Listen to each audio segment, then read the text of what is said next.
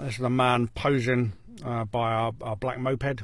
Underneath the seat he has a set of bolt cutters, an angle grinder and some other tools for stealing mopeds. And here there's a photograph of blank Yamaha keys, and somebody's advertising they can be cut on the spot and will fit all locks for £150.